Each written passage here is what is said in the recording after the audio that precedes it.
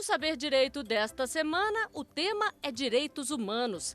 Você vai saber como funciona o ESG, sigla em inglês que define critérios de avaliação de desenvolvimento sustentável. As aulas são com o professor Yun-Kee Lee.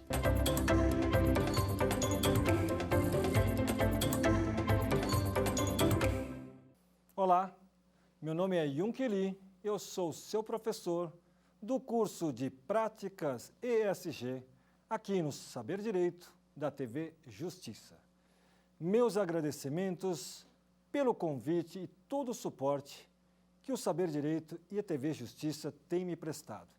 Também a cada uma e cada um de vocês que estão a prestigiar e acompanhar nosso curso, meu muito obrigado. O nosso curso de Práticas ESG tem um plano de aula bastante simples. Começamos com a aula 1 sobre ESG, ODS e sustentabilidade. Enfrentamos toda a carga teórica, trabalhamos com a teoria e para melhorar a sua fixação, nós traçamos o contexto cronológico, histórico e também das perspectivas de fases do capitalismo para saber quando, como, para quê, com quais finalidades ESG, ODS e sustentabilidade nasceram. Após, ainda na aula 1, enfrentamos a questão da teoria econômica tradicional, da primazia do lucro, contraposto ao capitalismo de stakeholders. Em seguida, trabalhamos em minúcias os ODS, os Objetivos de Desenvolvimento Sustentável, os 17 ODS criados pela ONU, inseridos na Agenda 2030. Então, chegamos à correlação entre ESG, ODS e sustentabilidade. Quando se fala ESG em ODS, significa que ESG se realiza através dos ODS, que os ODS representam as práticas ESG e que sustentabilidade é apegada com os 3 fatores, ambiental, social e governança. Na aula 2, nós pesquisamos e juntamente identificamos as normas, tanto no campo internacional quanto supranacional e, dentro do Brasil, normas que possam ser tomadas como marcos legais do ESG. E ousamos até construir um arcabouço normativo a respaldar e também a promover o ESG, ODS e sustentabilidade. Na aula 3, uma aula um pouco mais prática, nós traçamos os litígios ESG. Verificamos as características do litígio tradicional em comparação com o litígio ESG e vice-versa. Para colorir um pouco mais, trouxemos casos e julgados recentes do nosso judiciário em cada um dos 3 fatores do ESG. Um caso judicial para trabalhar e trabalhamos no fator ambiental, o E do ESG, no fator social, o S do ESG, e no fator G, governança. Agora, estamos na aula 4, ESG e as organizações. O impacto do ESG nas organizações. Como nas aulas anteriores, nesta aula e também na aula seguinte, o pontapé se dá através de apontamentos iniciais. Esses apontamentos, em modo de sumário executivo, têm o objetivo de antecipar um pouco da matéria a ser tratada na aula, para que vocês possam, conforme o curso da aula, fazer as necessárias relações dos conceitos tratados. Vamos então aos apontamentos iniciais da aula 4, ESG e as organizações. 1. As organizações precisam evoluir no quesito sustentabilidade em ESG e ODS. Algumas começam apenas cumprindo as normas aplicáveis, mas podem avançar até que a sustentabilidade esteja integrada às suas estratégias. 2. As organizações que abraçam a sustentabilidade em ESG e ODS têm um propósito mais claro e compreendem melhor seus amplos papéis na sociedade. 3. A divulgação de dados sobre a sustentabilidade em ESG e ODS é importante para saber se uma organização está de fato a praticar o ESG e se entende o seu propósito e sua relação com as questões sociais, ambientais e de governança. Por fim, o apontamento 4, a tendência das organizações em relação às práticas ESG, ajuda a inspirar e a puxar o mercado a ser estrategicamente mais sustentável, formando um ciclo virtuoso, sólido e duradouro. Seguindo agora na aula 4, propriamente dita, vamos verificar a escala de sustentabilidade. Essa escala parte da posição menor em relação à sustentabilidade até o topo. Na escala menor, nós temos o abaixo do compliance. As empresas desse estágio são do estágio 1. Essas empresas são aquelas que não respeitam as leis e as regulações, ou seja, elas estão abaixo do que a lei e a regulação exigem. Faz o mínimo esperado, nem isto, fazem abaixo do mínimo esperado legalmente. O próximo estágio é o estágio 2, o estágio do compliance.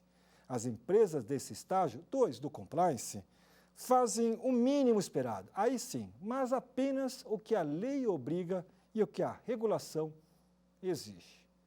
Já no estágio acima do esperado, que é o estágio 3, as empresas desse estágio já começam a adotar práticas ESG, mas por razões simples, ou porque o competidor está fazendo, ou porque tem algum resultado que interessa especificamente.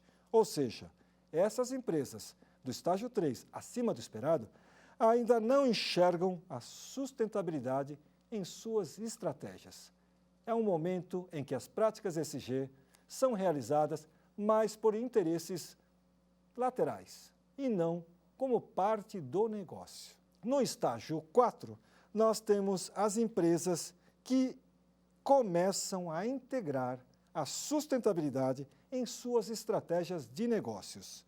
Essas empresas já começam a gerar resultados positivos para a sociedade. Assim, as empresas do estágio 4 repensam seus produtos e serviços de modo a endereçar riscos ambientais e sociais com muita governança. Por fim, o topo máximo da escala de sustentabilidade. As empresas que têm as práticas ESG, ODS, sustentabilidade, dentro de seus negócios e estratégias. Essas empresas do estágio 5 integram a sustentabilidade em seus negócios e estratégias e têm um propósito claro de entender o seu amplo papel na sociedade. É uma escala com 5 estágios e serve apenas, então, somente para mensurar em que fase a empresa está em termos de sustentabilidade em ESG ou ODS. Não é para criticar, é para se situar e até para ser utilizada para fins de melhoria.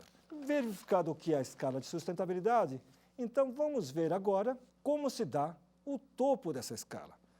Qual é o grau máximo da escala da sustentabilidade, o que as empresas que têm a maturidade ESG atingem ou praticam na escala máxima o topo da sustentabilidade. Essas empresas elas já têm dentro de si acompanhamento de riscos. Tem também gestão de oportunidades, controvérsias e gestão de riscos e crises, além dos riscos. Trazem também a gestão da cadeia do valor. Possuem governança corporativa, transparência de informação e acompanhamentos de KPIs, os Key Performance Indicators, no português, os indicadores-chave de performance, além de assumir compromissos e metas. É muito importante colocar que nessas empresas, ao gerenciar o risco e também a oportunidade, essas empresas diminuem muito o impacto negativo de situações que podem vir a acontecer para frente. E ao verificar as oportunidades, elas melhoram a sua rentabilidade. Com relação aos indicadores-chave de performance, essas empresas adotam inclusive dentro dos padrões internacionais. E, através desses indicadores, procuram as melhorias e a comparação com outras empresas do mercado. Seguindo adiante, vamos ver como ESG e inovação andam juntos. A inovação é uma chave, é muito importante, e o ESG abraça a inovação para permitir que a empresa caminhe não só com boas práticas ambientais, sociais e de governança, mas em busca da melhor rentabilidade, ser mais resistente e também mais resiliente. As organizações inovadoras tendem a chegar mais rapidamente ao grau máximo da escala de sustentabilidade. E a razão é: essas empresas têm maior capacidade de atrair e reter talentos diversos, têm dentro de si a diversidade e inclusão. Entendem que a diversidade e inclusão de pessoas e talentos é uma força e não apenas uma obrigação a cumprir. Essas empresas, com muita inovação, também têm um forte relacionamento com os stakeholders. Um minuto. O que é stakeholder? Pudemos ver nas aulas passadas, mas é preciso carregar esse conceito de stakeholder. Nós vimos quando tratamos do capitalismo de stakeholder. De qualquer forma, vai o reforço.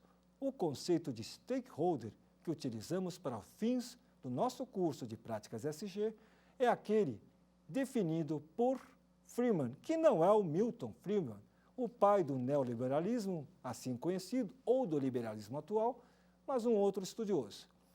Para o Friedman, stakeholder é qualquer grupo ou indivíduo que pode afetar ou ser afetado por uma organização na consecução de seus objetivos sociais.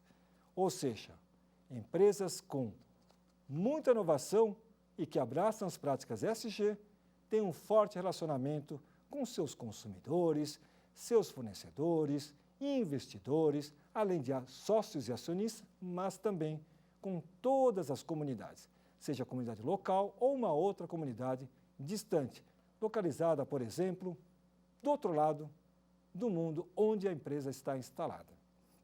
Por fim, as empresas com ESG e muita inovação têm um foco no longo prazo e ambientes tolerantes a erros. Para vocês terem uma ideia, aqui nós trouxemos para vocês um gráfico de como anda o ESG no mercado brasileiro. Já são no Brasil 720 startups com solução de ESG no nosso país. Elas são chamadas de ESG Techs ou ESG Techs. Dessas 740 startups, se a gente for ver uma divisão por investimentos por categoria, nós temos 70,6% desses 740 empresas dedicadas ao lado social, 21,15% para o fator governança, o G do ESG, e 8,25% no fator ambiental. Ainda dentro dessas 740 startups, se a gente for ver por categoria delas, que são as ESG Techs, nós temos 34,73% dedicados ao ambiental, o E do ESG, 36,08% dedicados ao social, o S do ESG, e 29,19% dedicados à governança, o G do ESG. Por categoria, tirando umas pequenas diferenças, nós temos essas startups, as ESG Techs, atuando de uma forma quase que parelha, ou seja, muito bem divididas em cada um dos fatores ESG. Vamos agora, então, para os exemplos de ESG e inovação nas empresas inovadoras e que temos a destacar para vocês. O primeiro exemplo que trouxemos para vocês é uma empresa do ramo da indústria do vestuário. Estas empresas inovadoras, destacamos quais as qualidades delas. Esse exemplo é no fator ambiental, dentro do E do ESG. Essa empresa traçou, em 2015, um plano 2020 com pegada ambiental, pensando em reduzir o impacto da produção Em 2014, essa empresa começou a trabalhar em seu plano para 2020, que foi lançado em 2015. O Plano Estratégico de Sustentabilidade para 2020 foi chamado de Eu Abraço Sustentabilidade com Estilo e tem como principais diretrizes: reduzir ao máximo o consumo de recursos naturais, reduzir ao máximo as emissões atmosféricas, os gases de efeito estufa, carbono também, efluentes e resíduos, inovações em produtos dessa empresa, processos e parcerias e principais medidas adotadas no planejamento estratégico, como elas endereçam os pontos materiais. Então, vocês vejam o campo de atuação dentro do fator ambiental que essa empresa do setor de vestuário, em inovação, trouxe. 100% dos produtos devem ter seu impacto ambiental quantificado. E aqui vai um destaque. Essa empresa buscou quantificar o impacto ambiental de cada uma das peças produzidas. O grupo fez um projeto que analisa o ciclo de vida organizacional, chamada de ACV0, medindo 4 impactos por produto: mudanças climáticas, escassez hídrica, uso da terra e energia. E em 2019, essa empresa conseguiu concluir o seu estudo.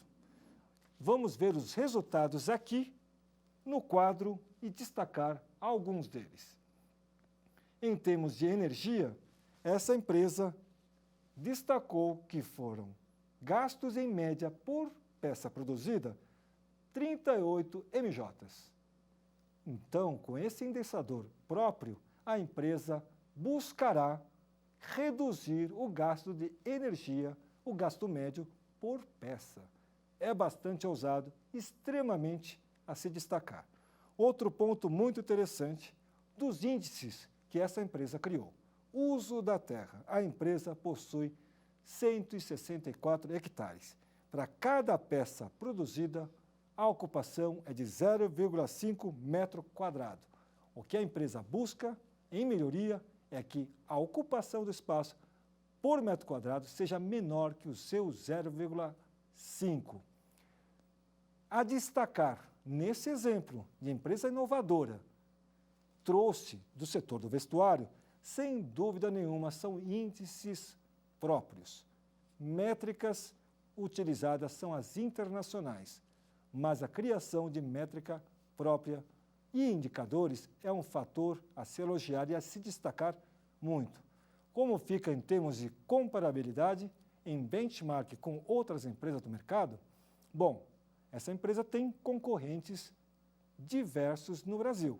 Esses índices servem tanto para ela como também para os seus concorrentes. É a contribuição que essa empresa dá em termos de ambiental, fator ESG, em inovação. Sigamos com mais um exemplo de empresa inovadora, agora dentro do fator social. É uma empresa do setor de celulose e papel. Esta empresa divulgou um quadro e pôs à disposição para todos que podemos verificar na tabela a seguir. Nesta tabela, essa empresa divulga um comparativo. De um lado, as posições, os cargos que a empresa tem em 2019 e em 2020 por gênero. Ou seja, quantos cargos em 2019 foram ocupados por mulheres e quantos foram em 2020. Os números, se formos verificar, na grande maioria, os números até que não mudaram tanto. Em alguns pontos, houve uma mudança positiva. Positiva que é a maior participação de mulheres em cargos gerenciais e de diretoria desta empresa. A destacar, por exemplo, o cargo de diretor. Em 2019, era 100% ocupado por homens. Em 2019, nenhuma mulher ocupava. Mas em 2020, 6% passaram a ocupar o cargo de diretoria.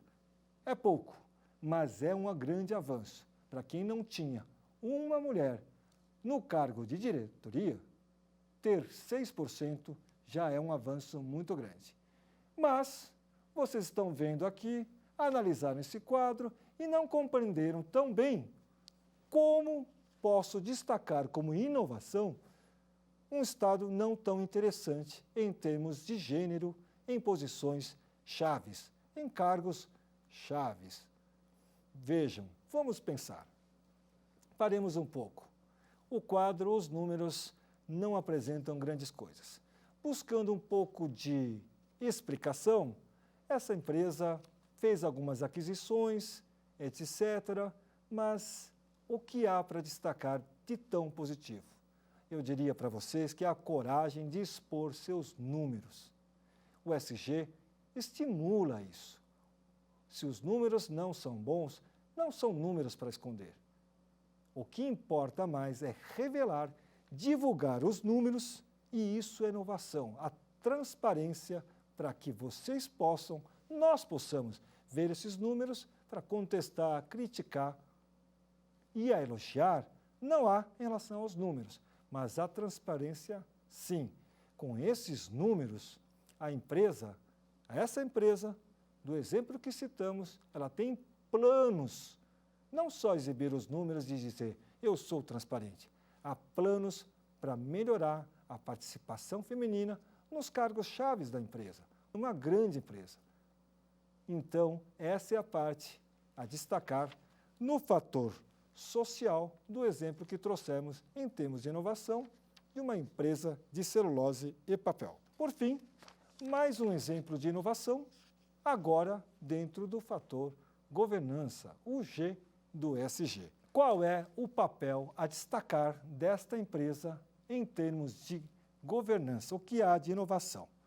Vejamos então ao quadro que essa empresa estruturou a sua governança, chamada de estrutura forte e sustentável, em 3 partes importantes.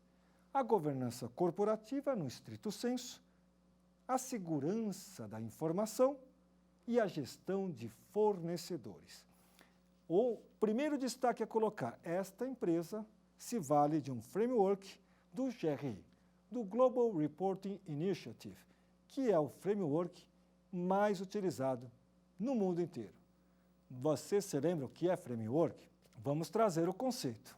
Quando o professor for falar de termos e precisar, é só recorrer às aulas anteriores. Framework é um sistema de métricas utilizados para a implantação, condução e avaliação de um programa de práticas ESG ou programa de sustentabilidade. Os frameworks são muito importantes, porque em grandes corporações é preciso uma plataforma para poder não só implantar, gerenciar e se autoavaliar, inclusive fazer comparações. Então, o primeiro ponto, nesse exemplo que colocamos, sem dúvida alguma, o destaque fica para a utilização de um framework mundialmente aceito e elogiado. Outro ponto a destacar dessa empresa vem, por exemplo, na questão da governança corporativa que vemos aqui e no número de mulheres no conselho de administração. No quadro bem pequenininho, eu vou destacando para vocês, o número de mulheres no conselho de administração desta empresa é 38%. É um número alto. Mas, professor, não é 50%? Sim, não se chegou à metade. A equidade, ou algo próximo da metade. 38% ainda é longe, mas diante da realidade que vivemos, é um número alto, muito significativo e se elogiar. É um trabalho que a empresa faz na parte de inovação para que o número de mulheres em cargos chaves, especialmente no topo da pirâmide de posições, seja o mais alto possível. Mas também dentro da governança corporativa, veja o número de membros independentes no conselho de administração. 63%. É um número muito bom. São pessoas que têm a independência, a autonomia para apontar os problemas e dar o melhor direcionamento. Vamos descer um pouco agora nos pilares de governança dessa empresa na parte de gestão de fornecedores. Nós podemos verificar aqui que a empresa atesta que 100% de seus fornecedores possuem programa de treinamento contra trabalho escravo, infantil e discriminação. 100%. Uma perfeição, porque treina os seus fornecedores, tem as práticas ESG não só para si, mas por dentro de todo o seu ciclo produtivo. Mas vamos ver também ainda mais um destaque nesse quadro de gestão de fornecedores dentro do programa de governança que essa empresa do setor alimentício. Declara também que 100% de fornecedores possuem sistema de gestão ambiental, como plano de gerenciamento de resíduos sólidos. Vejam bem como essa empresa, inovando, leva as práticas ESG, no exemplo que colocamos, de governança para toda a cadeia produtiva. Lembram-se que nós sempre estamos a bater a tecla que ESG existe que se faça muito mais para além de obrigações legais e regulatórias? Pois bem, essa empresa do setor alimentício abraça essa ideia e faz para si e também dentro do ciclo produtivo por completo. E faz isso por quê? Por filantropia. Vocês se lembram que nós falamos nas aulas anteriores que ESG não se resume à filantropia? Não. Raciocine. Se tiver um problema na cadeia de fornecedores, esse problema será, sem dúvida, também dessa empresa que nós citamos como exemplo. Então, é pensar para o bem, para si e para os outros, é a forma como o ESG caminha. E seguindo adiante, tem um ponto dos exemplos anteriores que vocês podem indagar esse professor. Mas são relatórios emitidos pelos próprios interessados. Esses números, professor, dá para confiar? É possível confiar? E é por isso que nós vamos ver agora a importância dos dados sobre sustentabilidade nas organizações. Com as seguintes questões a fazer. Pensem, como saber se uma organização está, de fato, praticando o ESG? E outra, como saber se uma organização entendeu seu propósito e sua relação com as questões ambientais, sociais e de governança? Só pode ser através de dados, números e informações, tudo que aparece no relatório. E respondendo ao questionamento dos exemplos que demos, olha, dizer que 100% dos fornecedores têm treinamento, consigo auditar isso? Consigo verificar? Sim. É por isso que os relatórios também, por esse lado, são tão importantes. Vamos dar uma olhada agora na questão dos relatórios de práticas ESG e sustentabilidade. Para você caminhar com o relatório, antes é preciso adotar um framework. O que é o framework? Nós colocamos para vocês e não custa repetir. Framework é um sistema de métricas que serve para implantar programa de práticas ESG, sustentabilidade, conduzir e até ser avaliado, inclusive para a emissão dos relatórios. Quais são esses principais frameworks que temos à disposição, não só no Brasil, mas pelo mundo afora? Vamos aos principais frameworks. Sem dúvida nenhuma, o primeiro framework, como eu havia dito para vocês, são os próprios ODS, os Objetivos de Desenvolvimento Sustentável da Agenda 2030 da ONU. Esses 17 ODS, nós temos insistido em dizer que eles representam as próprias práticas ESG, então servem como frameworks. Relembrando, como estão estruturados os ODS, temos 17. Cada um recebe uma numeração de 1 a 17. Após a numeração, recebe uma nomenclatura. E dentro de cada ODS, há metas a serem perseguidas. E essas metas recebem indexadores. Esses indexadores todo esse conjunto representa um sistema de métricas. Então, de cima para baixo, aquele que atende todos os 3 fatores do ESG, para alguns específicos, o framework primordial de primeira dimensão é o próprio ODS, estabelecido pela ONU. Após, nós temos o framework do GRI, do Global Reporting Initiative. Esse é o framework mais utilizado. Mas vem uma coisa muito interessante para colocar para vocês. É o Framework Council adicionado com o Framework SASB. O SASB é o Sustainability Accounting Standards Board. Ele serve para todos os fatores ESG, mas nós temos uma combinação de frameworks, ou seja, um sistema de métricas pode se valer de mais um sistema, mais um framework, ou seja, nós podemos fazer uma combinação de frameworks. Mas não fica confuso? Vejam, ainda os frameworks, assim como o ESG, estão caminhando para a evolução, o que significa que há frameworks que eu não consigo aplicar de uma forma adequada para cada um dos 3 fatores, ambiental, social e governança. Então, a depender do ramo de atividade do seu negócio, a área de atuação de uma organização, eu posso usar o Global Reporting para o fator ambiental, o ESG, e utilizar o SASB, por exemplo, para o fator governança, o G do ESG. É possível essa combinação, que é muito importante. Também temos o Framework Carbon Disclosure Project. Esse é um framework com pegada mais ambiental. Outro mais ambiental é o Greenhouse Gas Protocol, para pegar a questão dos gases de efeito estufa. Também ainda dentro do ambiental, mais focado no ambiental, tem o Framework Climate Disclosure Standards Board. E voltado para mais o mercado financeiro, ou seja, analisar os indicadores de performance das empresas com vistas ao investimento, a fundos de investimento no mercado acionário, temos 2 a destacar. O IFC Investment Criteria e também o Dow Jones Sustainability Index.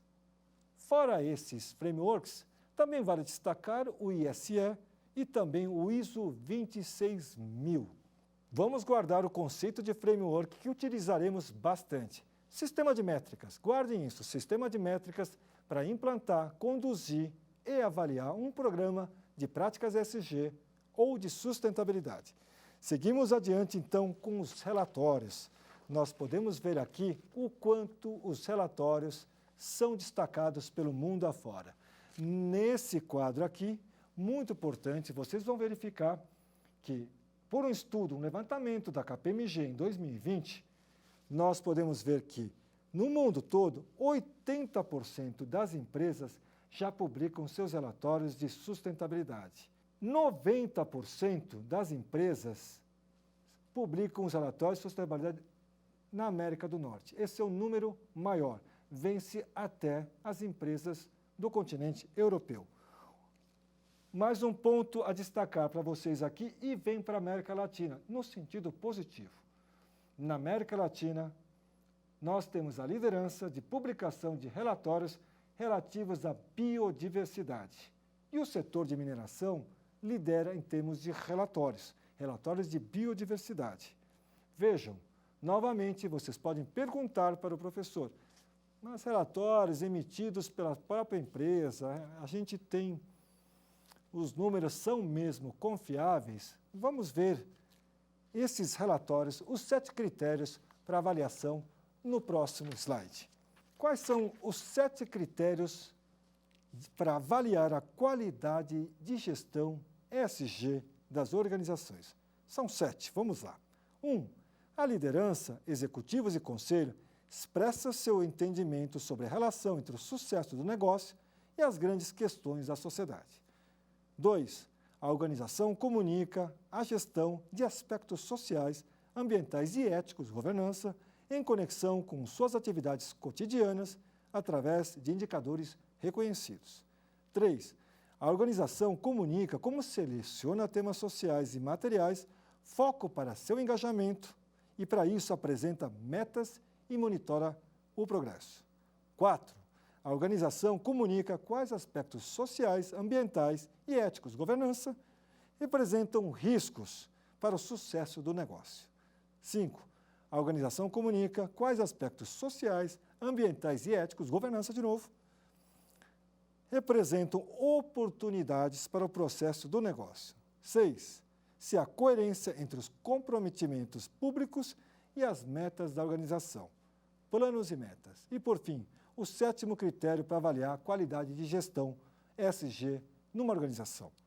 Se há evidências fáceis de serem encontradas de que a governança da organização, processos para tomadas de decisão e políticas, consideram e monitoram os aspectos ESG.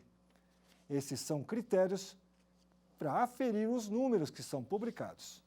Seguindo adiante, nós temos também alguns critérios mais ligados ao nosso mundo jurídico. Vem do ODS 16, que destaquei para vocês, muito afeito a operadores de direito. Esses critérios são: 1. Caminho da justiça sustentável, os meios alternativos de resolução de conflitos. 2. Atuação preventiva para as empresas. 3. Superação de custos, morosidade, passivo de processos. 4. Cultura moderna de pacificação. E 5. Tecnologia e autonomia das vontades. Ou seja, dentro do ESG, precisamos trabalhar para ajudar a solucionar os conflitos de forma mais efetiva e mais célere possível. Isso significa trabalhar muito com os meios alternativos de resolução de disputa, porque não podemos esperar que o nosso judiciário continue abarrotado de tantos processos. Caminhando um pouco mais, vamos ver as tendências do ESG nas organizações, mas antes vamos verificar a tendência das organizações, a tendência do ESG em geral no mundo afora. Podemos ver que, em tendência geral, no que tange ao ambiental, o destaque fica, sem dúvida nenhuma, para o Pacto Ecológico Europeu, para a União Europeia. Dentro desse Pacto Ecológico Europeu, a Europa, a União Europeia, quer aumentar a ambição em matéria de clima para 2030 e 2050. Quer também fornecer a energia limpa, segura, a preços acessíveis. Além disso, quer mobilizar a indústria para a economia circular e limpa. Também construir e renovar de forma eficiente em termos de utilização de energia e recursos.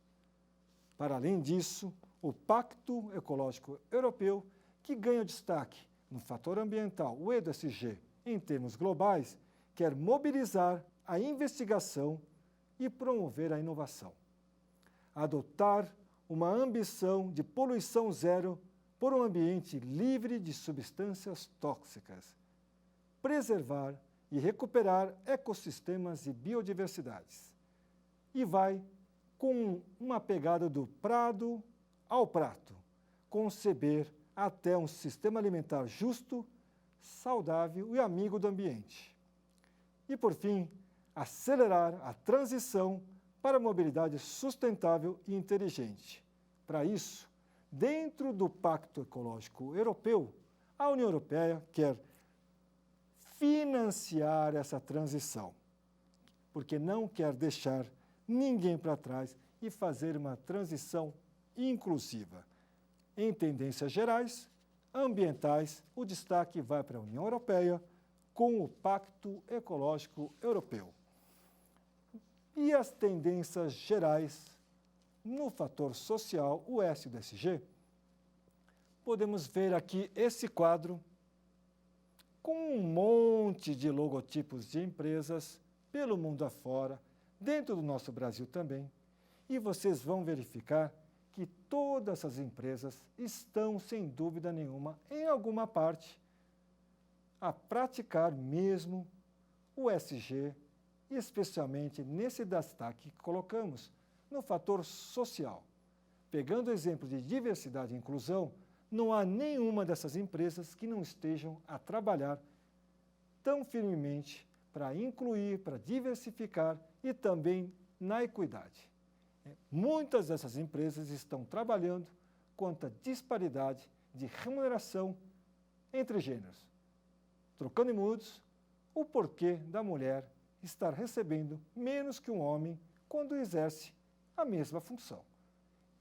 É um colorido todo que representa diversidade e inclusão, e essas empresas representam ou destacam e trazem a tendência geral no que tange ao social.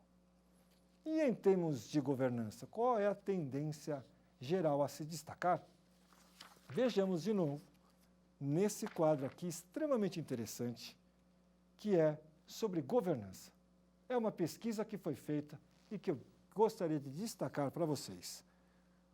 O título é CEOs Must Lead, ou seja, os CEOs, os heads de qualquer empresa, devem liderar. Foram feitas pesquisas aos entrevistados, que são funcionários de empresas, e para essas perguntas a resposta deveria ser sim ou não, e 92% declararam sim, que os CEOs devem falar abertamente sobre o tema ESG e também sobre alguns pontos específicos.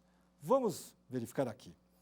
Sobre treinamento para trabalhos do futuro, 84% dos entrevistados disseram sim. E o impacto da automação nos trabalhos, 81%. O uso ético de tecnologia, 81%. As diferenças salariais, 78%. Diversidade, 77%. Mudanças climáticas, 73%. Imigração, até imigração, 62% dos entrevistados que são funcionários empregados de organizações entendem que os CEOs, as lideranças, têm que falar e abertamente.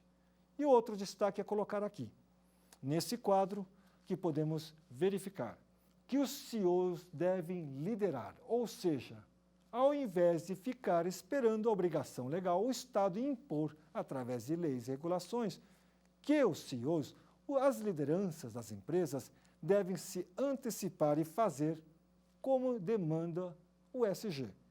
74% dos funcionários, dos empregados, disseram que sim, é dever da administração, da alta administração, liderar as mudanças sem precisar que a lei venha obrigar. Isso significa, de 2018 para 2020, um salto de 9%, o que reflete, sem dúvida nenhuma, o avanço do ESG, das práticas ESG, do ODS e da sustentabilidade, não só no meio negocial, mas também no poder público e no terceiro setor. Com isso, a gente pode, então, aos exemplos específicos, alguns exemplos de como algumas empresas estão abraçando o ESG, liderando nos seus setores. O primeiro exemplo que trouxemos para vocês aqui é do fator ambiental e é de uma empresa do setor de tecnologia. Essa empresa declarou e publicizou, divulgou, que em futuro, bem breve, todos os seus produtos usarão materiais 100% reciclados. É uma empresa, como disse, chamada Big Tech, uma gigante da tecnologia, que tem produtos e também soluções, que vão, em termos de produtos, desde celular, computador, relógios, ou seja, 100% dos produtos fabricados com material reciclado. E eu quero lembrar para vocês que, na aula passada de litígios ESG, a nossa legislação tributária, para ser justo, uma outra legislação, uns artigos de uma lei, acabavam indo contra a indústria de reciclagem. Aqui o movimento é outro. Esta empresa declara, mas isso é um compromisso assumido? Sim. Consta do programa de práticas ESG e sustentabilidade dessa empresa como um compromisso assumido, o que não significa que pode ser reavaliado, pode ser reposicionado e até, em termos de data de implantação, ser postergado. O mais importante é que seguirá esse caminho. Ainda dentro dos exemplos de empresas, no fator social agora, o S do SG. No S do SG, o destaque fica para uma empresa brasileira de comércio eletrônico, que também tem um marketplace e lojas físicas. Essa empresa, com muita coragem, resolveu, recentemente, não faz muito tempo, abrir um programa de trainee exclusivamente dedicada aos negros, à comunidade negra. Isso não significa que essa empresa não fizesse programa de trainee para outras pessoas. Não. Pegou um dos programas de trainee e dedicou exclusivamente a candidatos negros, a candidatas negras, porque se entende que precisa fazer a inclusão com atos e não esperar que venha do mercado gente já bem formada. Esta empresa sofreu muitas críticas quando resolveu adotar o programa e divulgar. A sua CEO, ou a pessoa mais representativa dessa empresa, chegou a dar entrevistas sobre os questionamentos. E, por fim, dentro do fator governança, o que temos a destacar para vocês é, basicamente, a divulgação dos relatórios. Esses relatórios de SG, de práticas SG e sustentabilidade.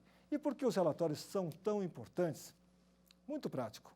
Com relatórios em mão, nós podemos até influenciar, estimular outras empresas, mas podemos checar os números. Aqueles números que a gente às vezes fica desconfiado. Mas é verdade, tem auditoria para isso, tem revisão para isso e tem os nossos próprios olhos para poder questionar, para poder pedir informações, para contestar e, quem sabe, elogiar.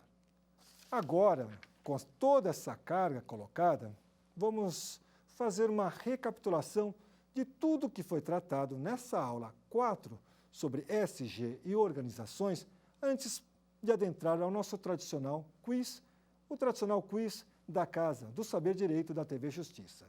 Nesta aula sobre SG e organizações, nós procuramos verificar o impacto da SG nas organizações, como as organizações estão dentro do SG procurando praticar da melhor forma possível. Essas grandes organizações, elas se valem de frameworks. Os frameworks são sistemas de métricas para implantar, conduzir e até avaliar um programa de práticas SG ou de sustentabilidade. Esses frameworks, que podem ser combinados um com o outro, permite-se, é uma boa prática, aceito internacionalmente também, para grandes proporções, não dá para fazer, por exemplo, numa planilha. É muito difícil, porque são programas dinâmicos e contínuos. Então, geralmente, eles vêm em plataformas tecnológicas. Não vem, como na prática, escrito esse é ODS, isso é GRI ou isso é um outro framework. Eles vêm misturados, mas, de qualquer forma, os indicadores podem ser todos classificados como nós fizemos aquela lição. Primeiro, eu posso procurar cada índice por um dos 17 ODS. Se não encontrar em um dos 17 ODS onde encaixar, o que eu acho muito difícil, podemos recorrer ao E, ao S e ao G.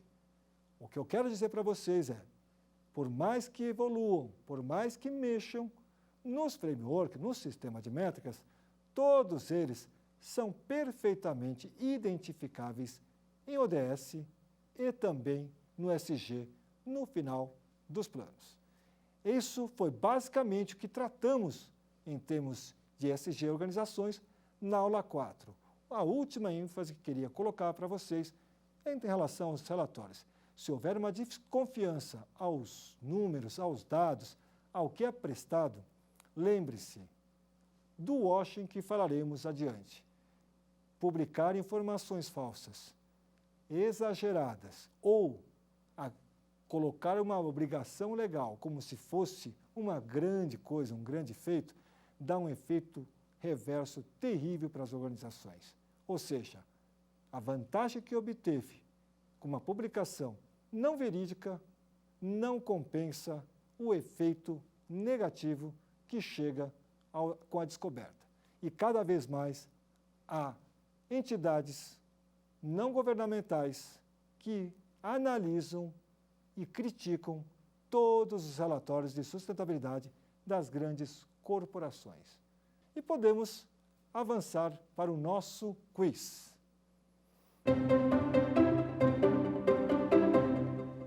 Como as empresas devem se organizar para gerenciar o tema ESG? Alternativa A, basta contratar um ambientalista. B de bola, deve existir um alinhamento estratégico entre todas as áreas, com a participação da alta gestão, podendo ser conduzido por uma área específica ou dentro de um departamento específico. Alternativa C, mediante monitoramento de redes sociais. E alternativa D, permitindo que cada área contrate prestadores de serviços independentes de uma análise de documentos.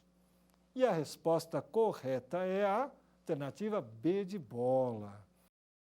Apenas como comentário, a forma de colocar a alternativa A, basta contratar um ambientalista, foi no sentido de lembrar que o desenvolvimento sustentável, quando criado em 87 pelo relatório Brundtland, ele veio com um viés muito ambiental, de forma que não muito distante, até recente, e há um vício que até hoje se carrega, quando se fala de sustentabilidade, se associa ao meio ambiente.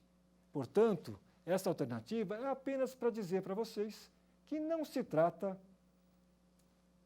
de cuidar só do meio ambiente. O mais completo e que dá a correção à pergunta, sem dúvida, é que a alternativa B deve existir um alinhamento estratégico, ou seja, práticas ESG, ODS, sustentabilidade deve estar dentro da estratégia da empresa, envolver todas as áreas, com a participação da alta gestão. Sim, toda a alta gestão deve participar e precisa, podendo ser conduzido por uma área específica ou dentro de um departamento. Vamos ao quiz 2? Enquanto stakeholders, o consumidor possui que tipos de preocupações? A. Ele se preocupa somente com o preço do produto. B. Ele se preocupa com o preço e com o concorrente. C. Ele é uma parte interessada nas atividades realizadas pela empresa, logo, deve ser considerado no desenvolvimento do produto, inclusive as vendas serão maiores dos produtos com práticas ESG. D. Ele processa a empresa, independentemente da culpa de terceiros. A resposta? E a resposta correta é a C.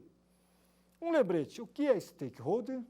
Stakeholder, na concepção nos dada por Freeman, é qualquer grupo ou indivíduo que pode afetar ou ser afetado por uma organização na consecução de seus objetivos, os objetivos sociais. Logo, o consumidor é um stakeholder muito importante. Ele deve ser muito considerado pelas empresas e as práticas ESG vêm sendo exigidas cada vez mais pelos próprios consumidores. Muito na Europa, nos Estados Unidos e nós também aqui no Brasil. Na Ásia também. Vamos então agora ao nosso último quiz?